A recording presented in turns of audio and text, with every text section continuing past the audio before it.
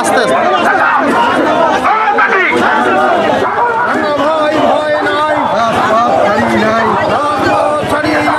আমরা কিন্তু প্রতিদিনের প্রোগ্রাম আমরা থানায় জমা দিয়ে দিই, আগের দিনে 24 ঘন্টা আগেই জমা দিয়ে দিই যে আমরা এই এলাকাগুলো আমরা দেখব বা আমরা পরিদর্শন করব, যাবো বা মানুষের সঙ্গে কথা বলবো। কিন্তু আমরা দেখেছি কয়েকবার আমরা আক্রান্ত হয়েছি।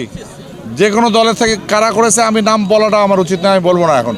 কিন্তু তারা এই নির্বাচনে তারা প্রতিদ্বন্দ্বিতা করছেন, কারা হবে সেটা আপনারাও জানেন, আমিও জানি। সুতরাং এই ধরনের কর্মকাণ্ড যদি অব্যাহত থাকে তাহলে নির্বাচনের সহিংসতা অনিবার্য হয়ে যাবে, অনিবার্য হয়ে যাবে। প্রশাসন এটাকে যদি এখন থেকে প্রোটেক্ট করতে না পারে তাহলে নির্বাচনটা একটা মূল্যহীন নির্বাচনে পরিণত হয়ে যাবে।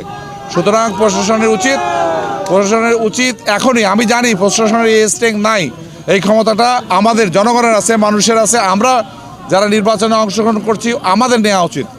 আমরা মারামারি করবো না, তাহলে প্রশাসন ঠিক থাকবে। কিন্তু এখন আমরা মারামারি, আমাদেরকে একদম বললাম না যে একদম অনেক দলের কাছে অনিবার্য হয়ে গেছে যে এটাকে আপনি বাইপাস করে যাওয়ার সুযোগ আর থাকছে না। সুতরাং আমি মনে করি যে এটা সরকারের গুরুত্ব দেওয়া উচিত। আমরা তো দর্শক যদি বলে তাই, কেন আমরা তো নির্বাচনে অংশগ্রহণ করছি, আমরা আওয়ামী লীগের মন্ত্রিসভায় ছিলাম, আমরা তাদের সঙ্গে আমাদের আতাত ছিল, তাদের সঙ্গে আমাদের অ্যালায়েন্স ছিল, এটা তো অস্বীকার আমরা করব না। কিন্তু এই আন্দোলনটা যখন হয় তখনও আমাদের দলের কিছু মানুষ বা তারা নেতৃত্ব, ঢাকায় যারা নেতৃত্ব করেন তারা এটাকে এই ছাত্রদের সঙ্গে তারাও কিন্তু গভর্নমেন্টের বিরুদ্ধে অবস্থান নিয়েছিলেন। তা আমরা মনে করি যে, আমি ব্যক্তিগত মনে করি, আমি মন্ত্রী ছিলাম, প্রতিমন্ত্রী ছিলাম, আমি তো অবশ্যই দোষর যদি বলে থাকে। দোষর বলতে যদি এই হয়, তাকে তো এস্টাবলিশ করার জন্য আমরা এখানে জোর জবরদস্তি ধরে আনার চিন্তা করি নাই।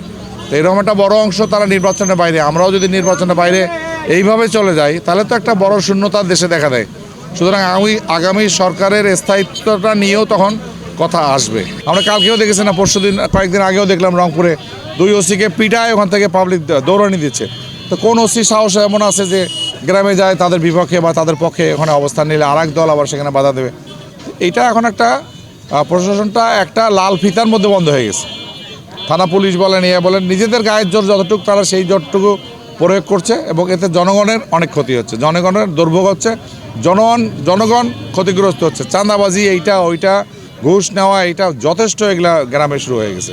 মানুষের বাড়িতে হামলা, রাত্রে যায় নির্বাচনের নামে কথা বলা, অন্যভাবে গিয়ে টাকা নেওয়া এবং বিভ্রান্ত করা, বিশেষ করে হিন্দু ভাইদের এটা বেশি হচ্ছে।